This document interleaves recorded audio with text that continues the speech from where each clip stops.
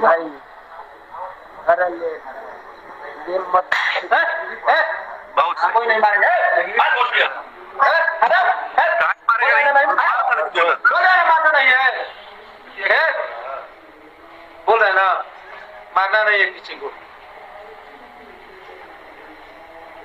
अरे देखा तुम बुझाता कि ना तारा बात है नहीं मेरे को सीरियस जब हम मारा कर रहे तो तुम हाथ कैसे तुम लोग उठाए?